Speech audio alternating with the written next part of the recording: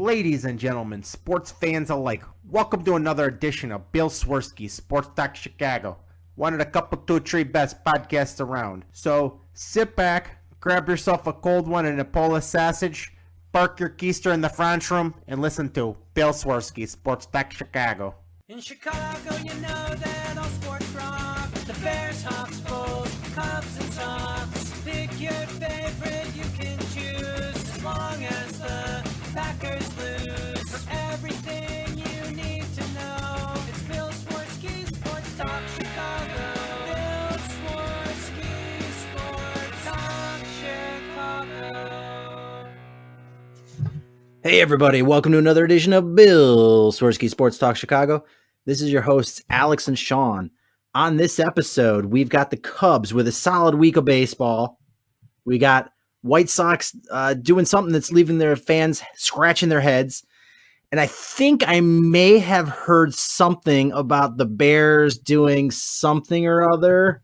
Now ask yourself, who's the?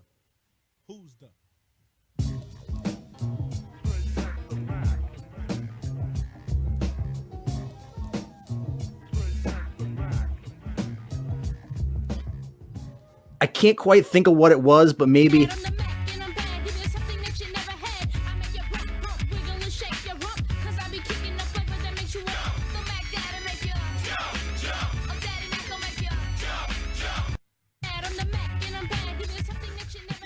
I'm not sure. Did you hear something that the Bears may have done? Well, I'm checking through my notes right now. Let's see. They cut Cravon LeBlanc. Maybe that's what you're thinking of. I can't think of any big news. Yeah, I can't either. So should we jump into White Sox then? Fine. I really don't have much else to say, but the White Sox pretty much confirmed our fears that we're not going to see Eloy Jimenez play in the majors in 2018. Yeah, it's kind of too bad, but you know what? They want that extra year of control.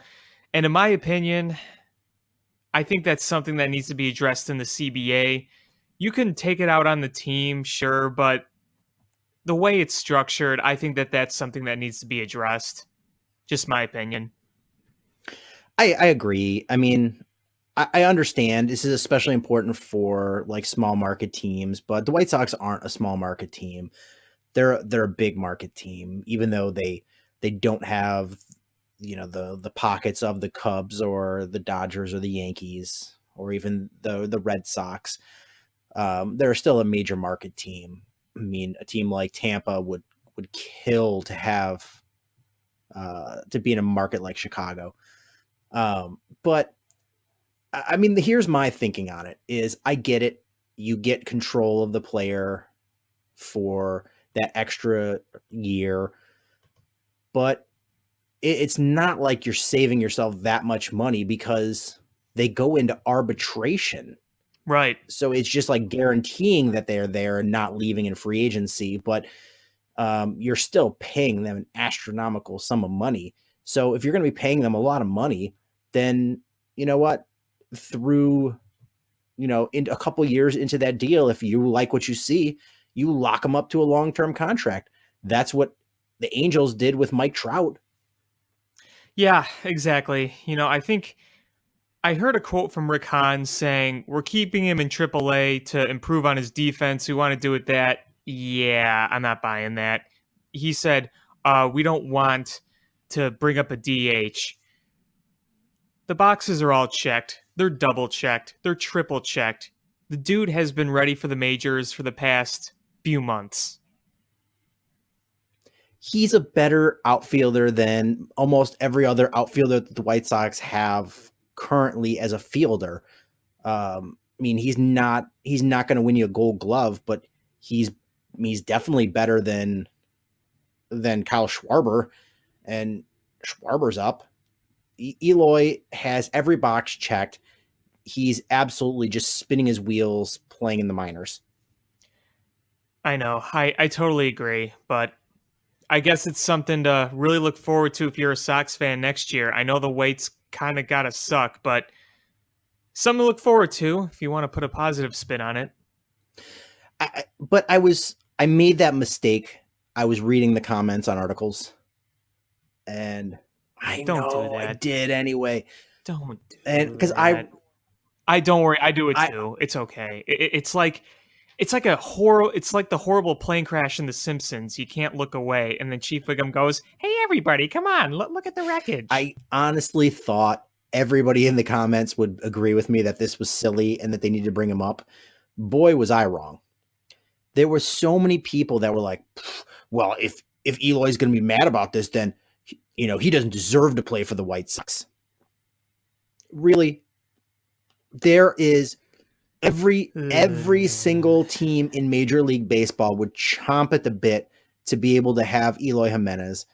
And you know what? He's rightfully so upset that he should be in the majors. I give him all the slack in the world. I'd say I'd probably be upset if I were in his situation. Yeah, it's silly. It's silly to say, well, this is a privilege. The guy has earned his spot to play in the majors. And you know what? He's going to have to suck it up, because unless the White Sox trade him, he's property of the White Sox for a number of years. But do you know what? Once that his arbitration ends, if he feels the White Sox did him dirty and are trying to, cheap out on him, guess what? Once he's in the prime of his career, because in those years, what he'll be like 25, 26, guess what? He's going to the Red Sox. He's going to the Yankees. He's going to go to the Dodgers. He's going to go somebody with big pockets. If you don't make him feel like he is important and pay the man. Yeah, he's your treasure. You should be focusing everything around him. He's the center of the rebuild, in my opinion, even though Moncada was kind of considered the center of the rebuild a year ago. I think now it's fair to say that he's the center of the rebuild. I really do. Yeah, it's hard to think otherwise. Yeah. That's all I really had about the White Sox. I was at the White Sox game. I was at Hawk Day. I saw the picture. Sunday. Yeah, they killed the Red Sox. And they had the Hawk Harrelson pregame ceremony. So that was interesting. Had some Irish nachos. If White Sox fans you're listening, I'm sure you've had them and you know how good they are. What's an Irish nacho? You don't know what Irish nachos are? No. Okay. So picture a nacho helmet, and you got your cheese, your sour cream, your bacon bits, and your sprinkled green onions and sour cream. That sounds good, right? You could take the bacon bits off, but yeah, otherwise, I'm down. But instead of chips, they're waffle fries. What? Yeah. And in my opinion, everything that comes in a baseball helmet at a game is automatically awesome. Yeah. Whether it's ice cream or chips or fries, it's awesome. Pretty much all foods should come in a helmet. Oh, I agree. Absolutely. Because think about it. You could put all sorts of great things in a helmet. Imagine like spicy chili with cheese in a helmet. It would make it even better. Unless it was in You could Cincinnati. make so many things. Cincinnati puts spaghetti with their chili. That's just weird, the skyline stuff, but I want to try it just once to say that I've tried it. You know what? It wouldn't be so bad if it was good chili, but it makes canned chili look pretty darn okay. Have you had it? Yes, I had it, and it's gross. And I was in Cincinnati, and I was like, it's all right. You know how if you go to like an authentic whatever ethnic cuisine, it's always spicy. But then if you go to like a commercialized restaurant that has that same menu item, and it just like it's really bland because they don't put any spice in it because people don't like spice for the most part. Sure. It's kind of like that. It's just like there's no flavor. It is bland. You're like, man, do you have like a spice rack that I can just start putting something in to make this taste good? It's just like once you put it in your mouth goes, what? Really? This? Out of all the foods in the world, you're giving me this? Bleh. Well, noted. Noted. I mean, you really gotta do a lot or do a little to screw up chili. I mean, But the thing is, Man. it's one of those things that, like, if you're in Cincinnati and you're like, well, I got to eat it, even though you know it's going to be bad. It's kind of like when somebody's like, man, I farted. And everyone goes, oh, man, you did fart. And they all know you farted and they smell it anyway, knowing that they're going to smell a fart, but they just do it anyway. It's kind of like eating Cincinnati Skyline chili. what a comparison. You're like, I'm going to try it anyway, even though I know it's going to be garbage. And you're like, man, this is garbage. And I wasted like $8 on this. Yeah, you can say that you've had it. You know, you could go around saying, I've had and I've survived that Skyline chili, and they should make a shirt of it. I survived eating Skyline chili. I mean, look, I love spaghetti. I love chili. Meat goes great with spaghetti because I think spaghetti and meat sauce is one of my favorite meals, but chili? That just seems... You know what is my two of my favorite foods are ice cream and pizza. But you know what, if somebody was like, oh, here, try this ice cream pizza, I'd be like, nah, dog, I'm good. Yeah, because look, I love like barbecue chicken and I love pizza. I know a lot of people like it, but I don't like barbecue chicken pizza. I just don't think the combination is good. Yeah, it's just because two things are good does not mean they go together, and doesn't necessarily mean they're done well. Did you hear about the Oreos, the new Oreos? I did not. Spicy buffalo wing Oreos. That's worse than the candy corn Oreos that I saw. Ugh, don't even bring those up. Ugh, yeah, but bad. I love spicy wings are one of my top 5 favorite foods. But Oreo flavor? What? Who thought that was a good idea? Someone in the marketing department, and you know what? The thing is, nobody's going to like it, but people are going to buy it to start. People are going to buy it. Because they'll be like, oh, let's do a challenge where we could eat like 10 of those spicy wing Oreos or blah-de-blah. But then it's going to just tank because they're going to be bad. Well, I mean, didn't Doritos have a mystery flavor at some point? I'm like, why would you buy something that just you don't know what the flavor is?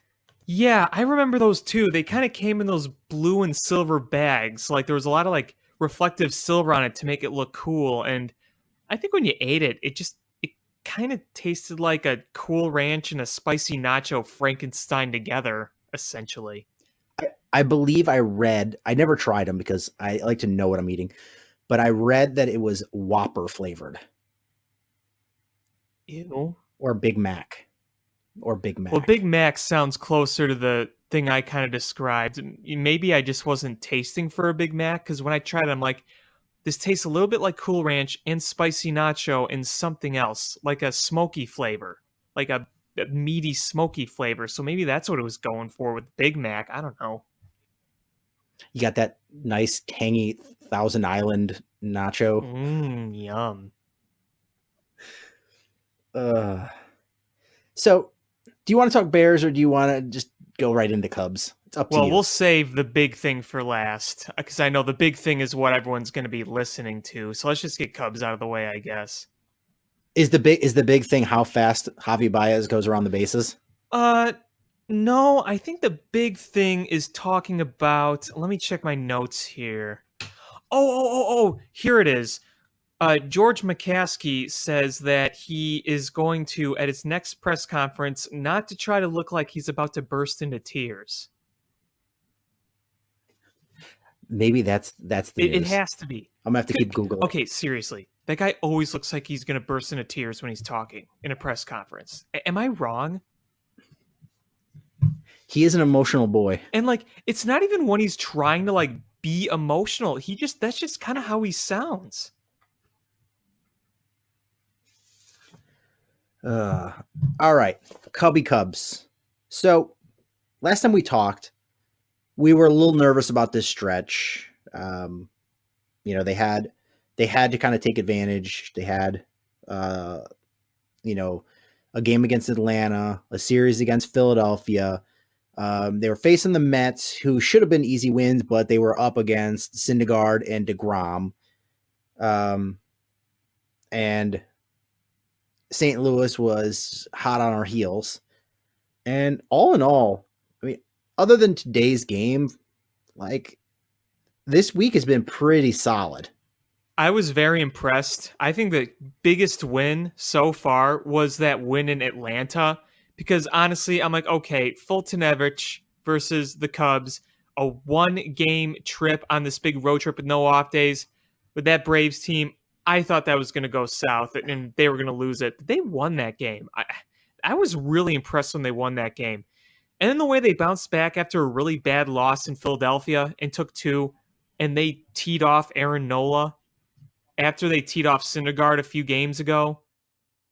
Like, those are some really impressive wins. The first game against the Brewers was really frustrating, but they just didn't play well. They didn't deserve to win. You walked guys, you didn't play good defense. And the whole thing with the Brewers is they're 4 back now. All you have to do is win 1, and you're guaranteed to be 4 games ahead when you leave Milwaukee. You just got to win 1 in this series. If they get swept, God forbid, they got. Do you remember when they got swept last year around the same exact time and the lead was down to 2 against the Brewers? I think it was actually It was little like a week later in later. September, wasn't it? Yeah. And they were down to like 2 or 3 game lead. And I know anything can happen, but if the Cubs go like 500 or 2 games above 500 the rest of the way, the Brewers and the Cardinals would still have to go like play 750, 800 ball to catch them. So, yeah, crazy things have happened. Crazy things can happen. But 1 loss is not time to panic. Frustrating, yeah, because it felt like if they would have won that first game, it felt like you pretty much would have buried them there, but that didn't happen. You just hope that they could win 1 of these and just keep pace with what's going on so you don't make it at all interesting. Just take care of business. So you hope for better the rest of the series, but, overall, I was pretty impressed with this road trip so far because it is tough. Yeah, they played tough teams. But to your point is, if they would have got this win, which they should have got, they would have been 5 up on Milwaukee, 5.5 up on, or 6 up on St. Louis. 6? They'd be 6.5 up on St. Louis and 6 up on Milwaukee. Okay. So that would have been, I think that would have been the nail in the coffin right there. And, starting to look at the last remaining games of the schedule, because we're in the last month here. I know we talked at St. Louis kind of had a little bit of a easy schedule. They're struggling here with Washington. They got 2 more against Washington, 3 against Detroit, and they've got, Pittsburgh is going to be the big helper for us. Is St. Louis has 3 against Pittsburgh. Milwaukee has 6 against Pittsburgh. So Pittsburgh starts playing tough. That can really help the Cubs. St. Louis, this is going to be the pivotal one. They got 4 against the Dodgers, and the Dodgers are playing good baseball right now. Yeah, I think that I think the Cardinals will still make it, or they'll still have a good chance to make it. They've lost a few in a row here. They were due to kind of lose a few after all these wins, but I still think they can make it. I'd be shocked if the Brewers didn't make it at this point. Even if the Cubs end up turning around and beating them more times than not, the Brewers are still probably going to get one of those wild card spots. I just don't think like Colorado or the Diamondbacks are good enough or are better than the Brewers to be in that position. So I still think the Brewers are pretty locked in to get a wild card here. But, overall, some crazy things have to happen for the Cubs to lose this division. I just don't want it to get interesting, St. Louis, if they're going to make a move, they've got to do it in the next 8 games, like a legit run, because after that they got 4 against LA, 3 in Atlanta, You know, 3 against San Francisco, which shouldn't be too bad, but then 3 against Milwaukee, 3 at the Cubs. That last stretch is pretty brutal for St. Louis. Yeah, for sure. I look forward to that last series of the season with the Cardinals because what you hope for is that the Cubs will have the division locked up, you know, nothing to worry about there, and that they could just kind of play spoiler. I really don't want to be playing that last series for the division. And hopefully the way things are going overall, that likely won't be the case. I mean, obviously you never know, but the way things are going right now, you got to feel pretty good, even with that loss in Milwaukee. So, one game at a time here. Yeah, Milwaukee, they've got 5 more against the Cubs, 2 in Wrigley North, and then 3 at Wrigley. 3 against San Francisco. They got a 3-game home, 3-game away series against Pittsburgh. So 6 more with Pittsburgh, 3 against Cincinnati, 3 at St. Louis, and then 3 at home versus Detroit. So basically, they've got to crush the Cubs if they're going to do it with 5 more games against the Cubs. Yeah, for sure. I think if they can't absolutely dominate the Cubs, like I'm talking going at least 4-2 in those 6 games. I mean, honestly, I think they've got to go 5-1. It's going to be tough for them. The Cubs, because like I said, the Cubs would have to lose a lot, and they would have to win a lot for things to change. Yeah, I mean the Cubs have a nice lead still, even with today's loss. You know, they've got 4 against Washington after this series, another 3 versus Milwaukee, 3 Cincinnati, 3 Arizona, 2 White Sox, 4 Pittsburgh, and then wrap it up with 3 at home versus St. Louis. I just, you know, if you look at the you know, when they do they calculate out the games based on winning percentage and the matchups and the teams they're playing, blah, blah, blah. The Cubs have a 93.2% chance of winning the division and a 99.9% chance of making the playoffs. So an awful lot would have to happen pretty bad for the Cubs to not win this division. Yeah, exactly. I just don't want it to drag on more than it has to. I just kind of want to wrap it up as soon as possible. I mean, obviously, you're not going to win every single game, and Milwaukee and the Cardinals are not going to lose every single game. It's not going to be like, oh, well, in X amount of days, we're going to clinch. I get that. I just don't want to wait till like the last series to try to get this wrapped up. It would be nice to have it wrapped up like before the last week. In an ideal world. Yeah, absolutely. Just not make it really interesting, you know? So the Cubs have, 24 games left? You know, roughly Milwaukee has similar number. And the Cubs' magic number is 21? It's 21, yeah. So, I mean, if the Cubs go 500 in the way out, yes, Milwaukee would have to, they could only lose 8. So they'd have to play like 700 baseball to catch them. If the Cubs went, I mean, more than that, I guess they'd have to go, they'd have to go like 700 baseball to catch the Cubs for the rest of the way.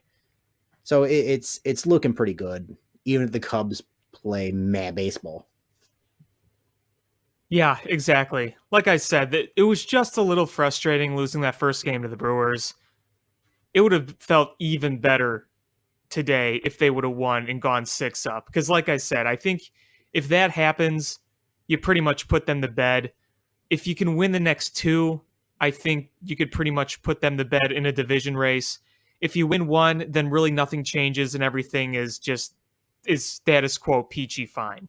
If you get swept, it's not the end of the world, but it's not ideal.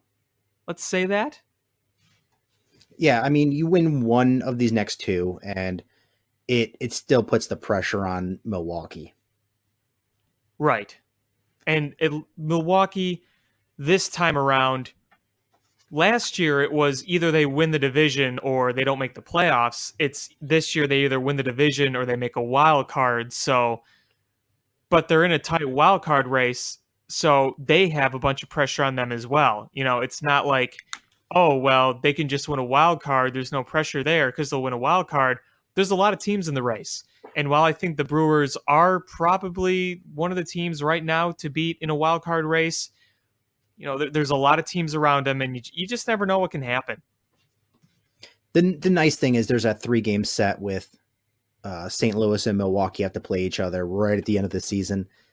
That could be huge. Yeah, it's going to help the Cubs no matter what the outcome is. That's true. That's true. You know what's really weird is that we keep going back and forth on which team in the Central we're kind of focused on. Last week, we're like, forget the Brewers. It's all about the Cardinals. It's all about the Cardinals. Right now, it's kind of all about the Brewers. And if the Cubs win a few, then it could be about the Cardinals. It's just funny how it goes back and forth like that. And frankly, a few months ago, people thought that it would just be the Cubs and the Brewers for the rest of the way before the Cardinals got really hot. And, it's just weird how that works. And the other weird thing is, every time it looks like Milwaukee's just going to start plunging, they come back and rise back up. And you got to give them credit for that. Because honestly, a week ago, when they were losing some bad games, their bullpen was getting shelled. It was kind of starting to look like, well, okay, they're fading away. So, but now it's a little different. I still don't think they have the horses to make a serious run. I mean, are they, if we look at the teams that are probably going to make the playoffs, Atlanta's going to win that division. Does Milwaukee have the horses to beat a really balanced Atlanta team?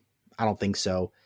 Are they good enough to beat the Dodgers? I don't really think so. Are they good enough to beat the Cubs in a series? I don't think so. So and this is not a knock on Milwaukee because I still think they are on the upswing. Me too. But I just think this is not their year. Well, I think that next year they need to go out and get a lot more starting pitching depth. I think that's important. They probably need to add another veteran bat or two in the lineup because you have one heck of a top of the order. Kane and Yelich are as good as it gets at the top, but Ryan Braun's getting older. Who knows if Jesus Aguilar is going to keep doing what he's doing next year. So they probably need a few more pieces if they want to go on a long run. Now, baseball's weird and anything can happen if they get in, but if you're looking at it from an on-paper perspective, you could kind of see where the strengths and weaknesses are with that team. Yeah, absolutely. But yeah, in today's game, it was frustrating because you got another really solid performance from Cole Hamels. But your bats went cold again. Against the guy who hasn't started since May. Yeah, Zobrist, Almora, Schwarber, Bryant, and Murphy went combined 0-14. Yeah. And then when Rizzo hit the home run off Hader, it looked like, all right, another Cub win. And then the bullpen, kind of crapped the bed. But they've been so good, that bullpen, they were kind of, I guess they were kind of due for that. Yeah, but you know what? It's one stinker. The series against Phillies, the pitching was fantastic. Pitching fantastic. Even that loss that they had on the first game of the series was at Friday night. Quintana pitched really great. Yeah, he did. But that game, the weather was just terrible. Both sides trying to hit. It rained all 9 innings. From start to finish, it rained. And like the weather was crap. And my wife is from Philadelphia. She's a Phillies fan. And she was in Philadelphia. She was heading home Saturday. And so she's texting me all night. What's the score of the game? Oh, who's winning the game? And I'm just like, what a turd.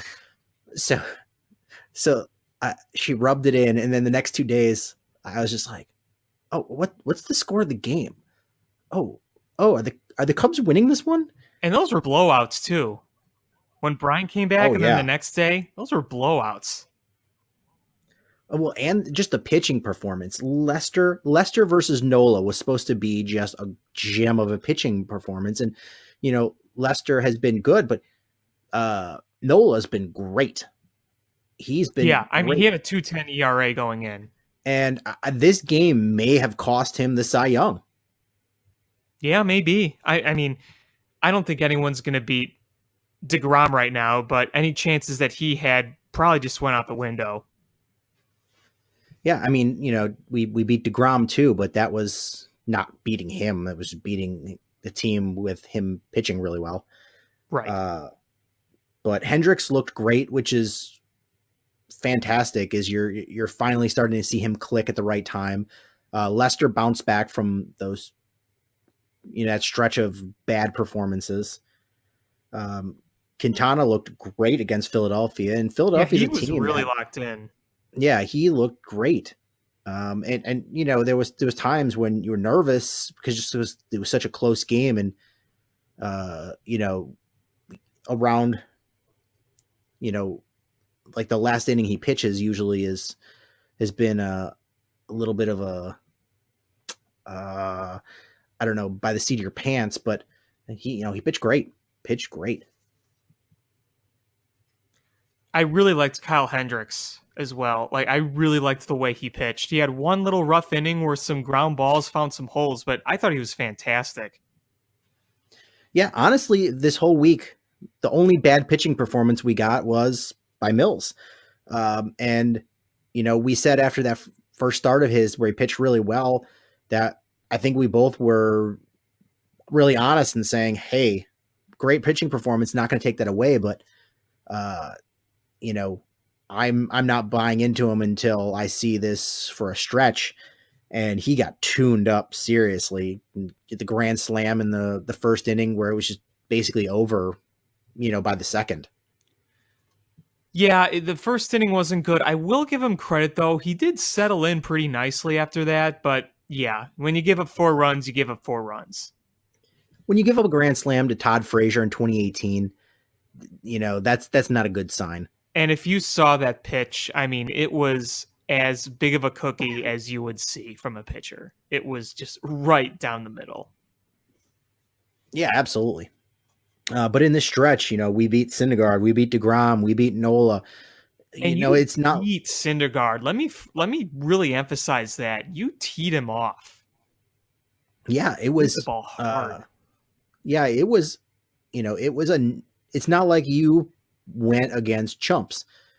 You faced, even though some of the teams weren't great, you faced their best, and you withstood it. And the 3 games that they lost were against one guy had an ERA of high 4, one guy had an ERA of 6, one hadn't pitched since May and had a mid-5 ERA. Those guys shut you down. Nola and Syndergaard, you squared him up. That's Honestly, so if you're gonna suck against a pitcher and do great against a different pitcher, I would much rather do great against a pitcher you're going to see in the playoffs and suck against somebody you're not going to see in the playoffs. Oh, for sure. And don't forget Fultonevich in that group too. They did well against Fultonevich. Yeah, they did. Montgomery pitched great, in that spot. But we had it was the waiver trade deadline, a couple days ago for teams to get a guy through the waiver trades and still have him available for the playoffs. And, some of the rival teams picked up, some key pieces that are going to help them along the way. But honestly, can you say, how do you argue that the Cubs didn't get the best, the biggest impact by the waiver deadline out of anybody because they got Chris Bryant back? Oh, yeah. I mean, you add him to the mix in an offense that was, for the most part, rejuvenated again. That's a big get. yeah, it's. I mean, no matter what you got, it's hard to say that getting Chris Bryant isn't better. Yeah, it's quite a reward, really, when you think about it. Now, am I worried about Chris Bryant's power for the rest of the way? Yeah, a little bit, but he's still hitting. He's still looking okay. So no matter what, you're going to get some good production out of him. Yeah, absolutely. So I got I guess one note is we've lost Jason Hayward for a couple weeks here. And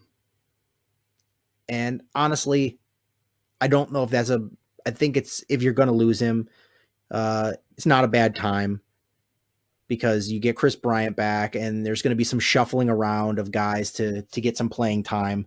And I think Hayward being out is going to refresh him a little bit and give other guys opportunity to play a little bit. And you're going to have him back by the playoffs because was he get 10-day disabled list. So he'll be back, and still get a few bats before playoffs start. I'm not too worried about this. Yeah, I'd rather lose him now than for the postseason because of how much he's improved in his defense. You need him in the postseason. If everyone else can just take care of business, then bring him back healthy and refreshed for the big games. Yeah, I mean, this eases Bodie out the door, because you can put, Chris Bryant out in right field and leave Bodie in there, bat in there, and switch it up a little bit. Bring Bryant back to third. Put Zobrist out there. You've got enough diversity and guys that are able to play other positions and that you can plug in. So it's not like it's a dire situation or this isn't a team with a lot of depth. Right, exactly. So I've got two things that I want your input on. Yes. The first one is Cole Hamill saying that the Milwaukee is not a rival to the Cubs and that the ticket sales will prove that. What are your thoughts on that? It's a rival. It is. I mean, just because there's a lot of Cub fans in Milwaukee, I don't think that takes away from the fact that the two teams are rivals. It's one thing to talk about a fan rivalry, but an actual rivalry between the two teams, I don't think the stadium, who's attending the games, really impacts that. I agree with you that the ticket sales are not really indicative of whether it's a rivalry, but I'm not saying that the Cubs Brewers is not a rivalry. It's just that if you are in the Brewers, their perspective, Cubs are just the rivalry. That's the rivalry. But if you're the Cubs, sure. Where does that Brewers rivalry rank right now with your other rivalries? Well, it's certainly not bigger than the Cardinals. I mean, even if the Brewers are the main focus down the stretch, the Cubs-Cardinals rivalry is still much, much larger than that from just the perspective of those two teams have been playing each other for so long, the historical aspect of it. So, yeah, I mean, the Brewers may be a rival right now, but it doesn't really compare to, like, the Cardinals, I don't think. Yeah, I mean, honestly, I would say that number one in your rivalry list is the Dodgers. As far as, not historically, but as far as your current rival, because they've been the roadblock for you getting to the World Series. They're the other team that's a valid point. I think if you sit down and ask the Cubs who their rivalry is right now, they'll say Dodgers. Second, probably Cardinals. And third, maybe the Brewers. Third, maybe the Nationals. But I mean, so if you're from the Cubs perspective, is the Brewers are definitely not your top two rivalry, maybe three or four. So it's sure it's a rivalry, but it's not nearly as important to the Cubs as it is to the Brewers. Yeah, and that could change if they do, which very is possible. If they meet in the postseason, that could change. But as of right now, I'd agree with that. Yeah, I mean, that very well could change next year, but you know what? It also could change in a different way than we're thinking. Um, if Atlanta surges like they expect, is maybe Atlanta becomes the new rivalry and Sure. pushes the Brewers down. If the Brewers aren't able to, I mean, Kane is helping carry this team, and he's not really a spring chicken. So what if he starts deteriorating? What if, some of that young talent doesn't pan out like you expect it to? What if they're not able to draw in frontline starting pitching to your organization, or they can't afford to? I mean, it's baseball. Small market teams, small and mid market teams, they really don't have as long of a window as bigger market teams. So if I mean, look at Pittsburgh. There was a hot minute where they looked great, weren't able to pan out, and never really were a threat to win a World Series. No, I don't. They never got past the division series. They've lost in 2 wild card games. They've won a wild card game, and they lost in the division series. That pretty much sums them up right there. They had a chance to add on in one of those good teams, but they never did. And I'm not going to, doom the Brewers to that fate, but I mean, you've seen enough of the mid-market teams that have suffered that fate that it's a definite reality. Whereas Atlanta, they've shown that they've got, fairly deep pocketbooks, and they've got a lot of young talent that are under their control. That's already at the major league level. That's very well could burst into a big rivalry for the Cubs. Sure. I was thinking about Atlanta, and I was thinking, man, we could be running into these guys in the postseason for several years now. It's very possible. Yeah, I mean, and the thing with the Dodgers is they've got waves of talent in the minors that they're going to keep them buoyed and they've got so much money that they're going to be there for a long time. Yep. And so that could really pinch off a lot of teams. Is, Brewers, Dodgers, Cubs just, clogging the playoff landscape. Yeah, absolutely. I think that there's a lot of potential, in my opinion, for the Braves and the Dodgers at the same time, because the Braves may not be experienced like the Dodgers, so maybe it's a little different this year, but in the future, the amount of talent that Braves team has, they can do some taking down of mighty teams, including the Cubs and the Dodgers in the future, if not sooner than later. That team is really stacked. You know what is, if you don't do it that first year, then next year you've got experience. Yep, exactly. Ask the Cubs. Exactly. And sometimes you could get a long way before getting that experience. And as far as Cole Hamels' comments about, the ticket sales, it's honestly, it's really hard to keep Chicago fans out from any road team. The Blackhawks, the Cubs, the Bulls. Bears, all the Bulls, they travel, their fans travel well because they've got fans that live all over, and they've got fans that are willing to make vacation plans that involve going to a game. It's really hard to keep them out, and win or lose, like the fans travel really well. And with Milwaukee being so close and the tickets being so much cheaper and easier to get than tickets for Wrigley, and if you consider the fans that live on the north side of the city, not maybe the northern suburbs, it's a much more affluent area. And then the Milwaukee region, like especially when you consider like Glenview and Northbrook and Winnetka, those are very affluent areas. And for those people, it's a lot of times it's easier to go to a game at Milwaukee than it is to Wrigley, because you're fighting traffic to get into the city and there's no parking. And, but Milwaukee, there's a big parking lot, easier to get tickets. So you know what? They'll pay the aftermarket value to get tickets, if they're not able to buy them through whatever means Milwaukee tries to keep them out. So these fans are willing to go. It's hard to keep them out. And if you're a Brewers fan, is honestly is until your team shows that they're going to beat the Cubs consistently, why wouldn't you flip those tickets for, a bunch of cash? Yeah, a lot of people can make a good profit, and the Brewers fans that are at those games, I know how much they hate it. They loathe it.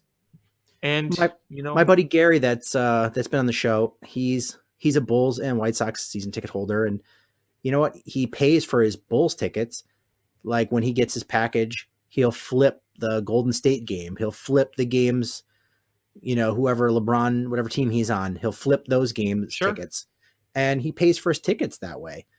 So, it's not like, oh, he's not a big fan. He's just like, you know what? I would rather just go to games for free than just miss the Golden State game. I'll just watch it on TV. Especially when the Bulls aren't good right now. It's like, it's another really thing if if you're contending for a championship and that's going to be a huge game, all right, that may change your perspective on it. But if your team's, not going to win, and even if they do win it, what does it really matter? It's not like it's going to matter in the standings. You might as well just make a bunch of money. Yeah, I would. I would too, But the other thing I wanted to ask you about was your good buddy, Cowboy Joe West. I'm sure you saw the incident with him and the Phillies reliever, Austin Davis. Yeah. For those that haven't seen it, it was a weird situation. So Austin Davis had a laminated card that kind of was his guide to how to pitch people. And it's, you don't see it too often with pitchers, but you'll see it a lot with catchers and fielders, is to, who to shift, when to shift, where these guys hit, and catchers, are just relaying, they've usually got the notes and they relay it to the pitcher, but he had the laminated card in his pocket and Cowboy Joe West confiscated it from him and made a big production out of it. I just want to know what your thoughts on this. I just kind of rolled my eyes and said, I'm not surprised by this. Of course, this is going to happen. I mean, Joe West has done this kind of thing for 40 years. So to me, it was just another day of watching Joe West. It's like he has to make it about him. And he made it a big scene and a thing. It's one thing if he would have just walked up and just been like, in between innings and said, hey, listen, I got to take this card away. I don't know if this is the rule or not, but I would rather err on the side of caution.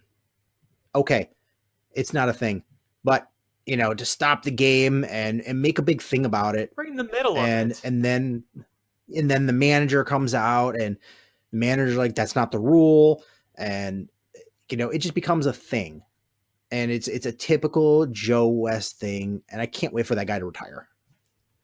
Yeah, again, it's like, I'm not even surprised at this point. As annoying as it is, I'm not even shocked by it.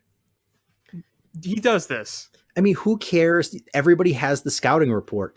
Does it matter if your pitching coach is relaying it in, or if your catcher's relaying it in, or if you have it on a note card? Who cares?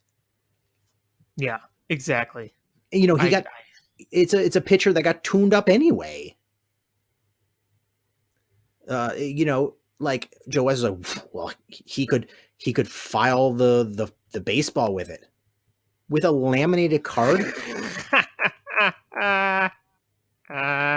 Okay, Really? he's gonna stand out there in the middle of the mound and carefully file it with a card.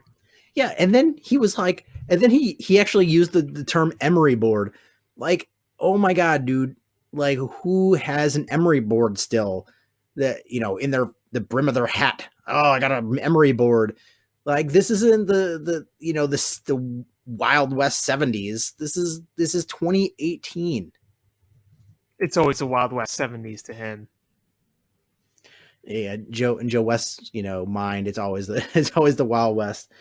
He's the John Lackey of umpires. He's yelling at someone, and then he hears behind him, and it's John Lackey on Buttercup. Oh man, I would just love to see them have like a duel at high noon about a bad call. At the pitcher's mound. You'll start the duel at the pitcher's mound. They both go out in there and they're, coconut horses. Hawk Harrelson is watching. Yeah, these two guys both got TW. Hawk, how many games does Hawk have left? Only a few. Not many. Because he's only doing a home Sunday games, right? Yeah. I don't know if he did. I don't know if he did all. I think he did all weekend for like Hawk weekend or whatever. I think. I don't know, but yeah, he doesn't have a lot left. You know what? I'm gonna be glad when he's gone. His turn that booth over to somebody competent, and just let him be in South Bend or wherever he lives, and just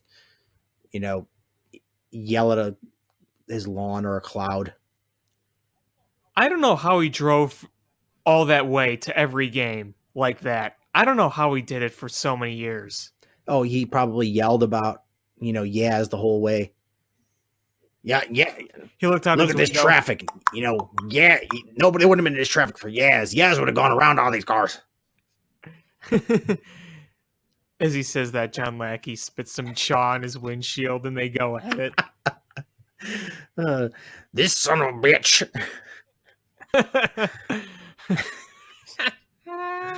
Oh man! So I know that nesting doll of Hawk Harrelson is going to be your prized possession.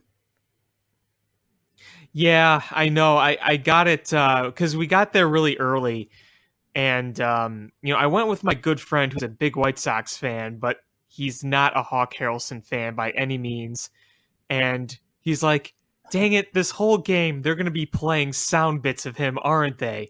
And then every time they played like a he gone or it's a can of corn, he just he just put his head in his hand and was like, oh my god, that was a duck snort. Oh, they use duck snort a lot. And he's like, no, it's a blue pit. It's not called a duck snort. It's just a blue pit. That's all it is. All right. Should we move on to what was it that the Bears did?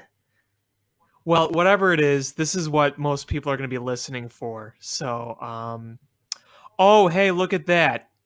Oakland Raiders trade Khalil Mack to the Chicago Bears, along with a second-round pick for 2 first-round picks. Now ask yourself, who's the?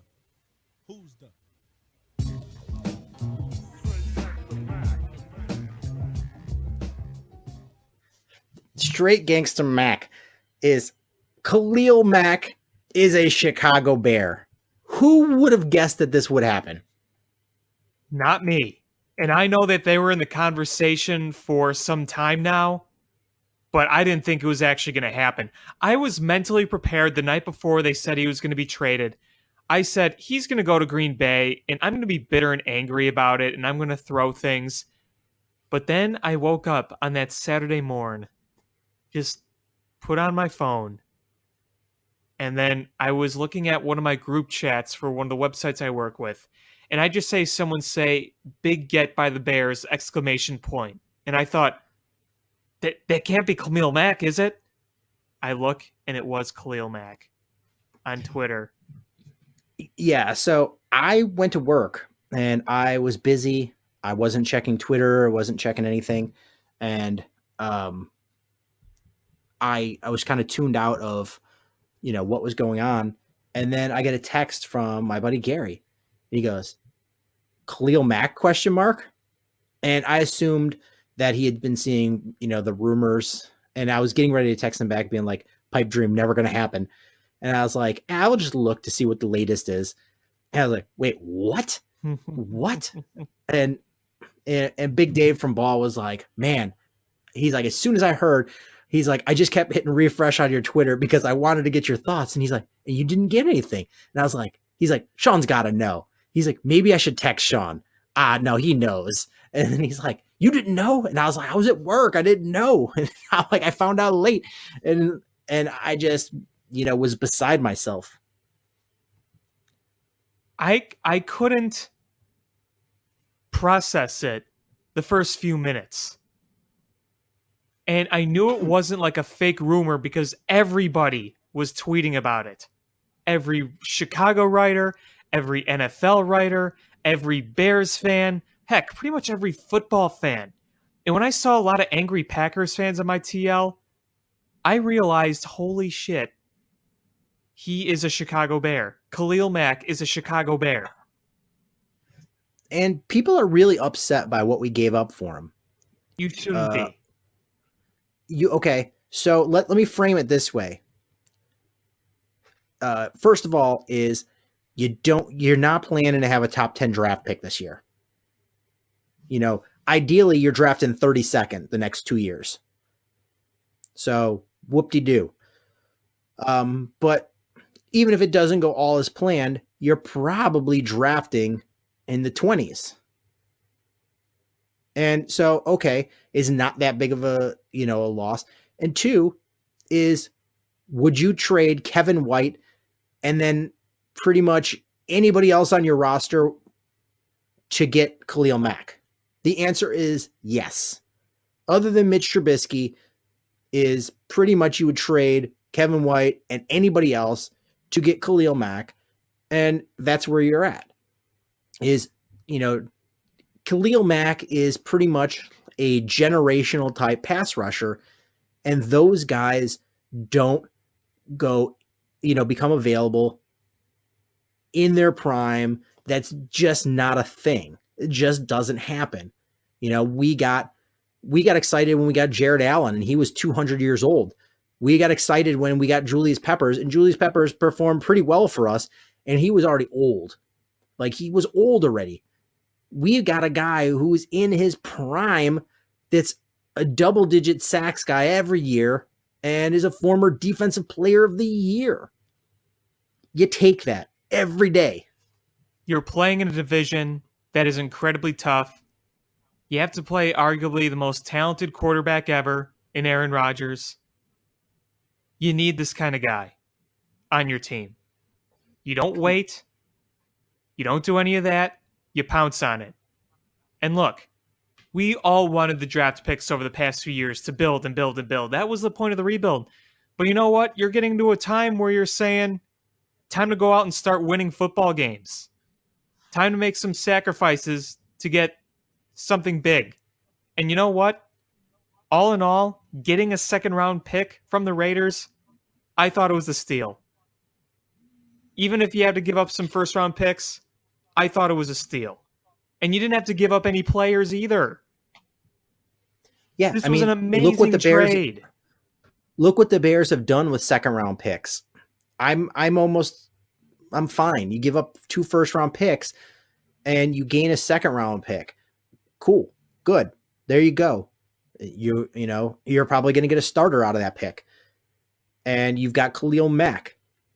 The Bears, everybody and their mother, if you looked at these lists of the weaknesses going into the first week of the season, everybody and their mother said pass rusher, outside linebacker, edge rusher for the Bears is a big question mark. It's going to be, on the shoulders of Leonard Floyd. And then after that is Sam Acho, Kylie Fitz, Isaiah Irving, and Aaron Lynch. Are they going to be able to combine to do anything? And suddenly now that goes from the biggest question mark to a pretty big positive, a big strength. Go on the Bears depth chart right now on chicagobears.com. Go to the first string defense. Right there. Outside linebacker, Khalil Mack. And just relish in it. Because now, your first string linebackers, Khalil Mack, Danny Trevathan, Roquan Smith, Leonard Floyd. Now, they have Roquan Smith slated as the second string behind Nick Kwiatkowski right now on the Bears website. But let's be real. That's really just punishment. Exactly. It's really just punishment. But by week 2, he's going to be the starter, if not by second half of game 1. So you have so much promise in Roquan Smith. You have a very solid Danny Trevathan as the other starting inside linebacker. If you get a healthy Leonard Floyd and Khalil Mack on the outside with Smith and Trevathan on the inside, just think about that. I want to put this into perspective from a couple different ways. If you look at actual quarterback pressures based on, attempts, actual plays where you lined up and went after the quarterback, is Leonard Floyd is one of the top 10 guys in the league to put pressure on the quarterback when he's actually rushing the quarterback. And you add to that is Khalil Mack was so far ahead of anybody else last year in the NFL in quarterback pressures that the guy who had the second most, if you had to add over 20% more to that guy's total to be at Khalil Mack. So the Bears had the 7th most number of sacks in the NFL, and they had a total of, as a team, of 100 quarterback pressures. Khalil Mack by himself on one of the poorest defenses in the NFL had 74 quarterback pressures by himself. Think about a healthy, improved Leonard Floyd on top of that. I'm going to say that again. Just think about that.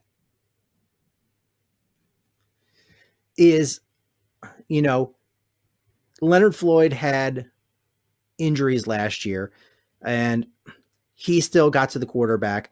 Akeem Hicks got to the quarterback, and Akeem Hicks saw so many double teams. He's not going to see those double teams this year. Leonard Floyd is not going to see those double teams. If there's double teams, it's going to be Khalil Mack, and Akeem Hicks is going to have single blocker all day long. And if he remains healthy, he's going to take some offensive lineman's lunch all day long. Think about this as well. Khalil Mack gives you everything. Speed and power. Go watch some of his highlights. He can literally just it's like punching through a wall, essentially. Mack can just punch through a wall defenders and chase a quarterback down and catch up to him. Even the mobile ones. He's got the speed and the power. He's not just a strong guy that could break through but is slow. He's not a fast, undersized guy. He has it all.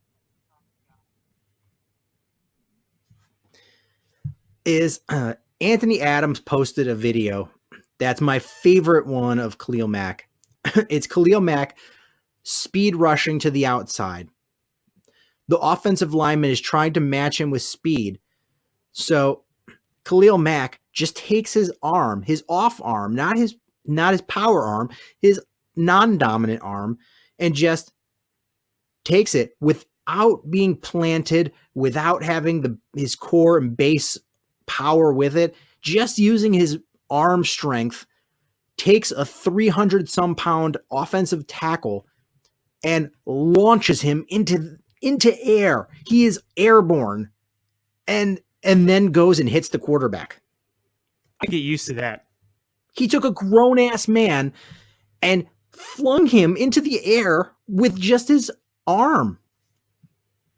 Yeah, I can get used to that very easily. The Bears had the 10th ranked defense last year without a single Pro Bowl player. You were adding Khalil Mack, a grown-ass man, to that defense all weekend long. Vic Fangio has been sitting in his, mad scientist lab just cackling away, going, oh man, Aaron Rodgers in trouble now. And you know what the game plan for Mac is week 1? See Aaron Aaron Rodgers? Rodgers. Get him. Just get him. Take his lunch money all day long. Yeah. But I kind of want to put this into perspective too, is there's a correlation between the number of sacks that a defense gets and the corresponding offense for their team, and that their offense's ability to score. And the assumption is that if your team scores a lot of points, your defense or the opponent's offense is kind of put behind the 8 ball, and where they have to pass more, and your defense is able to pin their ears back and go after them. So thus you get more sacks than you would otherwise. So if you look at the top 10 teams, excuse me, if you look at the top 10 teams in sacks last year, every single team on that list, except for the Bears, has an offense in the top half of the NFL, including the Rams, who had the number 1 offense, the Pats, the number 2 offense, the Saints, the number 4 offense, the Jags, the number 5 offense. The Bears were 7th in sacks. They had the 29th ranked scoring offense in the NFL. You are now adding a real offensive coordinator to this team. Every single wide receiver from last year that your quarterback was throwing to has been upgraded. And you have upgraded at every single wide receiver position. You have upgraded your offensive line. You have upgraded at tight end. And you now have a real offensive coordinator. So even if the Bears don't perform like you expect them to in the offense, even if they're average offense, they're an average offense, and you add Khalil Mack to that defense, just think of the number of sacks the Bears are going to put up.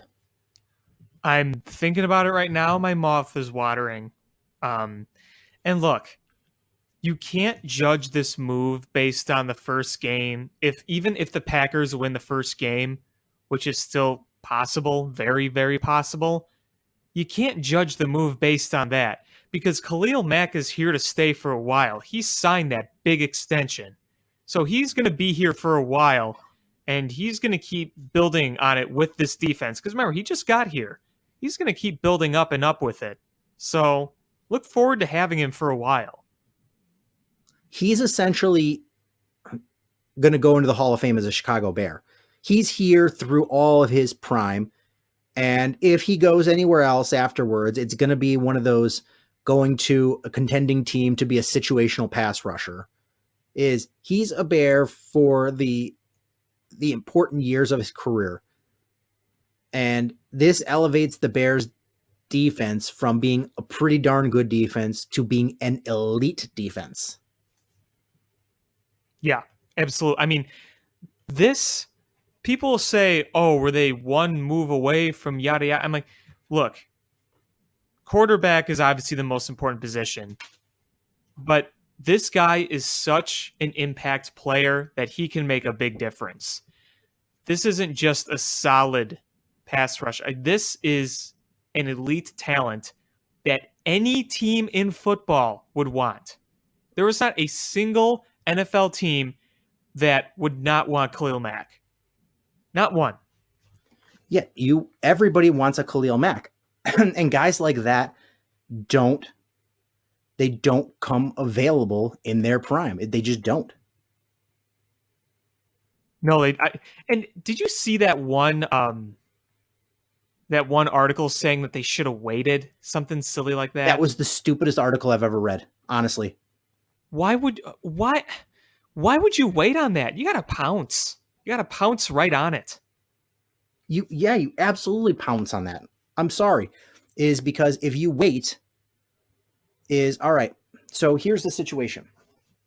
If you're the Bears and you wait till next season, he's then a free agent. The Raiders are going to franchise tag him, and then you're going to be trading on draft night And it's going to be, at that point, it's going to be a bidding war. And when you're the Bears, you had the opportunity and the benefit of teams not being certain whether or not the Raiders were going to trade this guy. You're like, are they trading him? Are they not trading him? And the Bears swooped in and made an offer. And I know a lot of fans are saying, oh man, I'm reading that the Bears had by far and away the best offer for him. Who cares?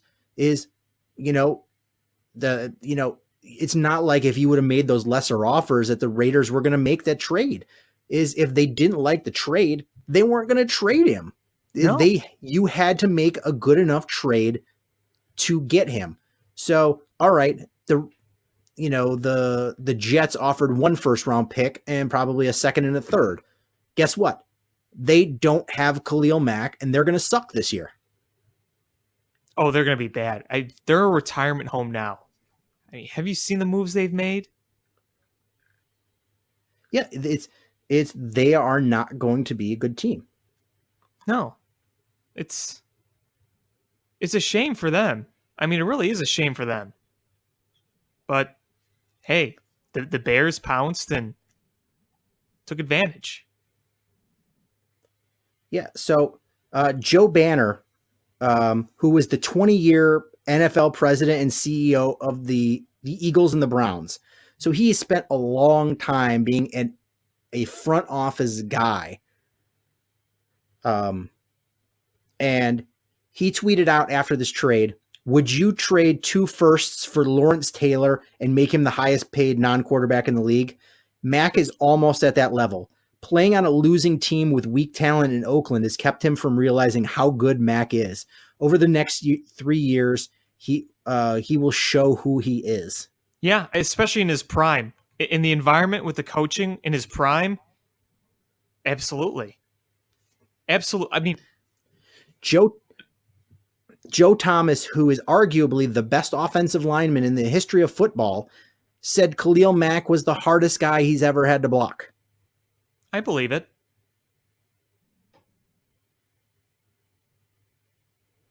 So, if you add an elite talent like that, you give up 2 firsts. Who cares? You gave up 2 firsts and you get back a second. So it's like 1.5 firsts.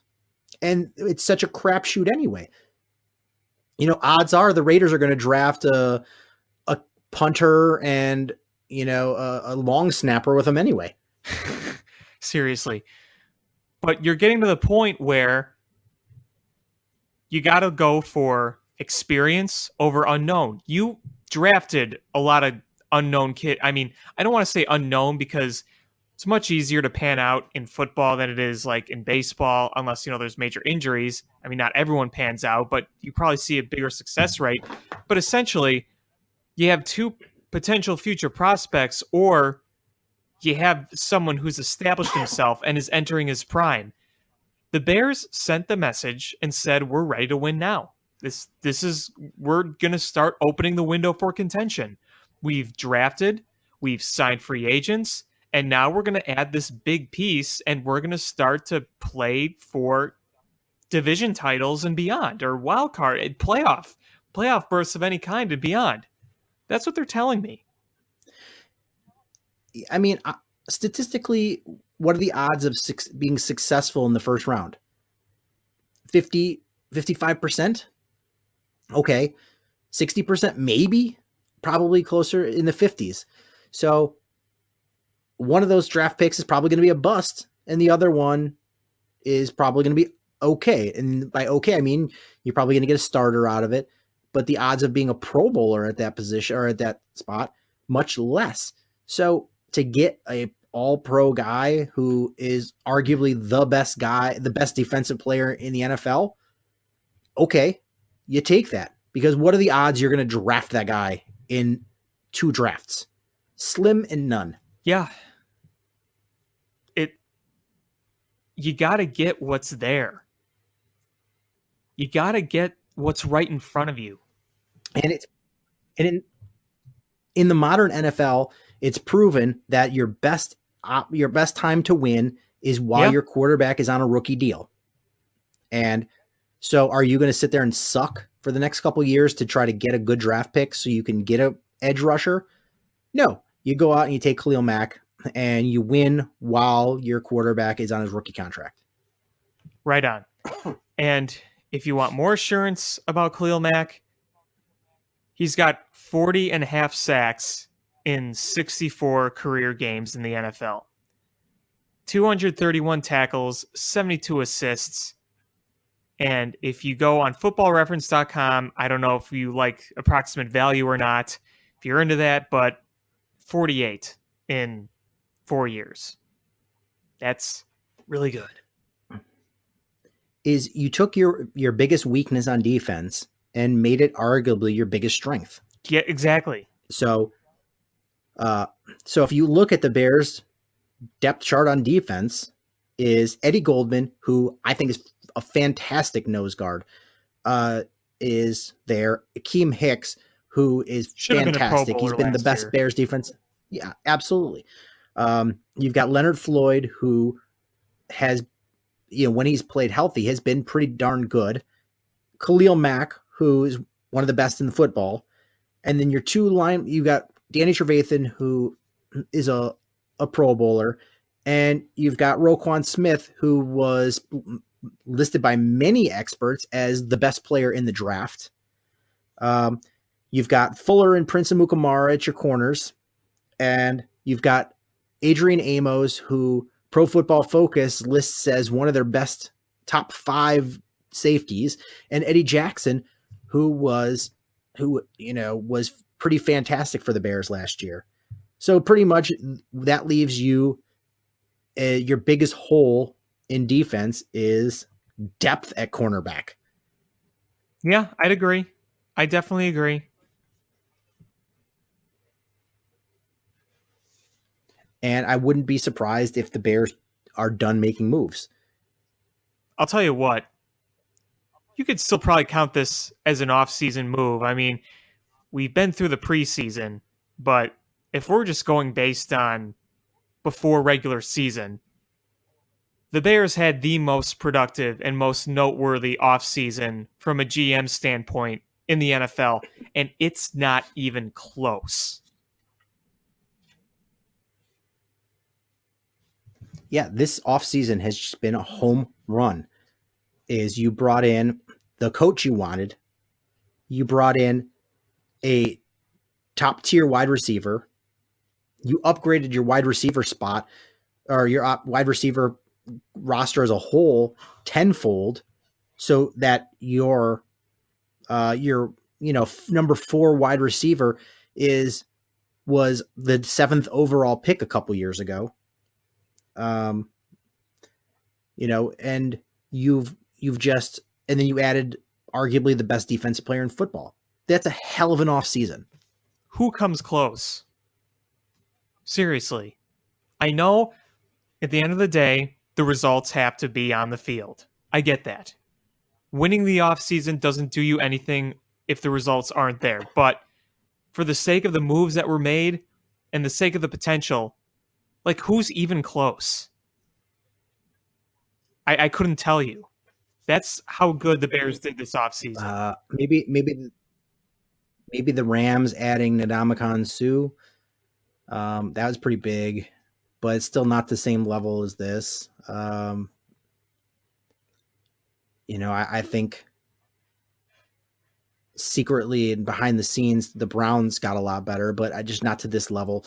I just can't think of anybody that upgraded to this level, unless you're going to say, oh, well, Aaron Rodgers is healthy.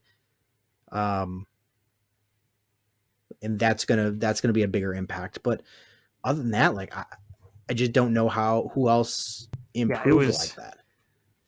It was something, we were expecting a big offseason, but this big, no way. I didn't expect it.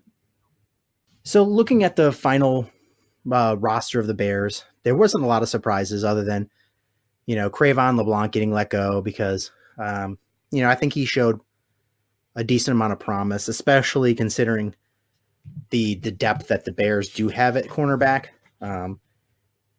Callahan is good when he's healthy. Sherrick McManus is a special teamer. Cooper sucked last year.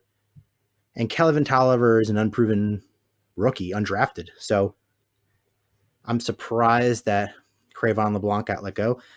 But other than that, I mean, there's not a ton of weaknesses there. You are happy with your tight end depth, even with Adam Shaheen getting put on injured reserve. That's why So you you're not have all gonna- that other depth there. Yeah, I mean, you've got Trey Burton. So he was listed at third on the depth chart anyway. So you have your number one and number two, and then you still have Broniker and Brown. You've got a lot of depth at a wide receiver. The only 2 points of concern for me are you didn't carry a lot of guys at the offensive line position. So you've got your starters, you've got a backup left tackle, a backup right tackle, and then you've got one guy backing up both guard positions and center positions. So if you get more than one injury in the middle, you are going to be pulling a guy off the practice squad or signing a guy off the street. Mm-hmm. So that's a concern for me. And so I wouldn't be shocked if they ended up getting rid of either Broniker or Brown and then bringing in another offensive lineman. And then just the cornerback depth is, you like Fuller, you like Amukamara, you like Callahan. But after that, it gets a little dicey. So I wouldn't be shocked to see the Bears, maybe make a trade or sign a veteran cornerback, for the depth. But, we'll see. And this is where the front seven's going to really come into play here, because if your secondary doesn't have that much depth, but your front seven constantly has pressure on the quarterback, then it's going to make life for them a little easier. Yeah, absolutely. So, you like the depth that you have. It's just, there's just not a ton of depth because they kept a lot of guys at certain positions. They carried 6 wide receivers, 5 tight ends, 3 running backs, and a fullback. So I wouldn't be shocked at some point if Burton gets let go and they use that roster spot for a cornerback or for an offensive lineman. I wouldn't be shocked to see Broniker or Brown get let go. And they definitely picked up a 6th defensive lineman, which originally they only had 5 defensive linemen on that roster. So they picked up a 6th, so it's happy with. And they got 6 outside pass rushers. Aaron Lynch is on this team by a thread. Him and Fitz. Kylie Fitz, though, I think they like him just because he's got a lot of upside. But Aaron Lynch better perform because I don't think they need 6 outside linebackers, and they could be adding another cornerback to that, rotation or spot. Yeah, I can't really disagree with you on that one.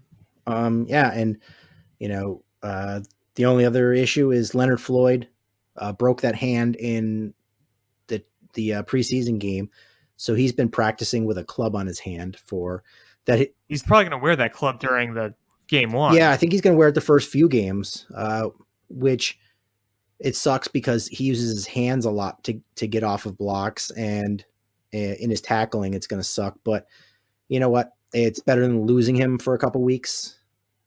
Absolutely. And we got another guy across from him that should pick up the slack a little bit. No doubt. I think the big thing with the Bears is roster-wise is you look at the roster and you like what you see. You definitely like what you see in many areas. But I think we all have to keep in mind that there are going to be some growing pains and that it is probably not, it's not really a bad thing, or I should say a wrong thing to think that the Bears could still be a year away from legit competing for a Super Bowl, because there's going to be a lot of growing pains with a first-year coach. guys that are very young, key guys that don't have a lot of experience on this team. So you got to expect that. As much promise as there is, expect the growing pains throughout the season. Do I expect this team to be competing? Absolutely, I do. There's no excuse for them not to be competing. But when we're talking about NFC North titles and long playoff runs, I think it's fair to say that they're still probably a year away from that, and growing pains is going to be a big part of this year to kind of bring things all together. Yeah, honestly, if the Bears maintain health, there's no reason to believe that they're not going to compete for a playoff spot, and they've got the talent to actually do something in the playoffs. They've got an elite defense, and they've got a lot of weapons on offense. And by the time the playoffs come, Mitch Trubisky should have a lot of experience under his belt. Exactly. So I got to ask you, who does the Khalil Mack signing put the most pressure on? And who does it help the most on the roster? That's a good question. Now, are you talking individual people or like a unit as a whole? Individual person, player, ownership, coaching, individual person. Well, that is a great question. Obviously, it's going to improve the defensive unit as a whole. Honestly, I think that Leonard Floyd could benefit a lot here. If he's healthy, he's the other outside linebacker that's going to be starting. He could benefit a lot from Khalil Mack. He can. Because even though this is going to improve a lot of things on the Bears, it doesn't make Mitch Trubisky's life any easier because a lot is still going to ride on him, and Khalil Mack can't exactly control that. He can help create more chances for Mitch Trubisky, but it's ultimately him that's going to have the pressure on running the offense. Even if the defense makes a lot of stops and they score a lot of points and they set up opportunities for Mitch Trubisky in key situations, it's still going to be on him. And there might even be more pressure on him now, if you ask me. But in terms of someone that he actually helps, I think his fellow outside linebacker in Leonard Floyd, you're going to see something big happen there with those two. Yeah, I was thinking Leonard Floyd, but I teetered back to Akeem Hicks. Okay. We saw Akeem Hicks do so many good things, being double teamed, being the focus of every offensive coordinator, trying to make sure you account for him on defense. Now, he's not the primary guy you're looking at. Obviously, it's going to be Khalil Mack. And having Akeem Hicks not be the focus should alleviate a lot of double teams and pressure that he has to do everything. And I think it's going to show in his play, how good he is. And as far as who is going to put the most pressure on, I'm saying Mitch Trubisky. I thought for a minute maybe Ryan Pace, but I think the clock on Ryan Pace started when he traded up to draft a quarterback in the second or at the second pick. Absolutely. I think that's when his clock started ticking. So maybe it speeds up his clock a little bit by trading for Khalil Mack, but the pressure has been on him. The focus has been on him. I think the focus, the pressure now is squarely on Mitch Trubisky's shoulders because you have upgraded the offense to give him all of the weapons that he needs. You've got good tight ends. You've got good wide receivers. You've improved the offensive line. You've brought in a better offensive line coach. You've already got a good running game. You've improved your defense from a good defense to an elite defense. So that leaves the weakness now on your team, and I'm not saying a weakness as in he's going to suck. I'm saying weakness as far as he's got to prove it.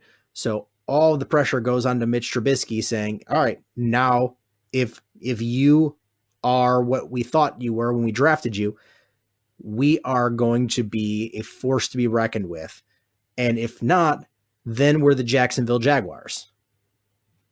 I mean, I can't disagree with any of those points. And I mean, obviously, you and I clearly agreed on the Mitchell Trubisky thing that the pressure is on him more than ever. If he works out and everything else works out, then you're looking at contention for a number of years. But if Mitch Trubisky doesn't work out, there's a lot of talent on the team to win you some games, but to win championships, you got to have everything working. And I know the old saying, defense wins championships, but in this day and age, everything's got to work. Because look, a lot of people said, oh, defense won championships for the Seahawks and the Giants recently. Well, yeah, those are huge parts of it, but you need your quarterback to at least play, play well. Look at Eli Manning in those playoff runs. Russell Wilson, sure, he didn't always look great, but he made some key throws in their playoff runs and some key plays, and you need that.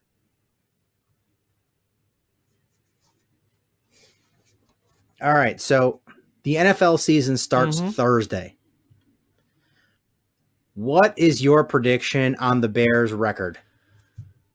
I still have 8-8, and I know it sounds like I'm playing safe, but I am going to play safe here because, like I said, there's going to be some growing pains. The Bears have a tough schedule. They play in a very tough division. But you know what? You're going to see an 8-8 team be very competitive. And would I rule out them being better than 8-8? Not necessarily. I'm just not going to suddenly say they're going to go 12-3 or 12-4, sorry, or 13-3. I'm not ready to go there yet. There's still a lot of inexperience. Your first year coach. On paper, things look great. But I think 8-8 is still where I'd put them for this year. I'm going 10-6. All right. I think they'll beat Green Bay once.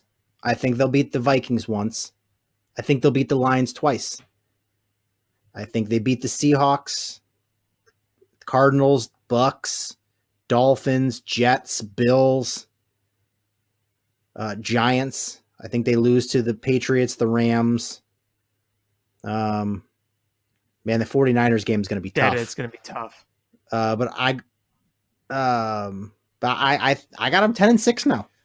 All right. I like it. 10-6, and they make a wild card. I'm just going to ask right now, are you going to do a bold prediction section for the show? Because I have one. So let's go for it. Yes, I said they're going to be 8-8, but you know what? One of those wins is going to be again. They're going to beat the Patriots. They're going to beat them. Honestly, Khalil Mack makes the Patriots beatable because the Achilles heel of beating the Patriots is making Tom Brady uncomfortable. And what makes you more uncomfortable than a grown-ass man running you down when you're 47 years old, threatening to break every bone in your body? Mm-hmm. Yep. And you know what else? I think the Patriots are going to start to decline this year. I think you're going to see a decline. I really do. Their mistake was if the Patriots would have done everything that the Patriots do and get rid of a guy a year too soon rather than a year too late, is guess what? This team has Jimmy Garoppolo and they trade Tom Brady. And imagine the draft picks you could get for a Tom Brady, even though he's old. Is you trade a Tom Brady and you have Jimmy Garoppolo and then you are able to keep that franchise going. It'll be interesting when Tom Brady's gone. And you know what? From what it sounds like not everything's all la-di-da there anymore. If you know what And I mean. who's there? Well, yeah, there was beef because Tom Brady went over Belichick's head to get Jimmy Garoppolo traded. Mm-hmm. So yeah, things are not hunky dory. And is their backup still Brian Hoyer? I don't even know. If But it is, it's nobody of note. yeah, you've traded every backup quarterback of value that you've had, and eventually you're going to get stuck in that situation of crap. We don't have a backup quarterback when Tom Brady gets hurt or Tom Brady retires. Right, you don't have a prospect. You may have a decent veteran, but you don't have a prospect for the long run. Yeah, you may have a guy that could come in and play for a game or two, but yeah, you don't have somebody for the long haul. Right. And Tom Brady is getting old. You have two quarterbacks on your roster, Tom Brady and Brian Hoyer. So Brian Hoyer is still there. Yes, I'm looking at their current depth chart. Okay, I'm not surprised.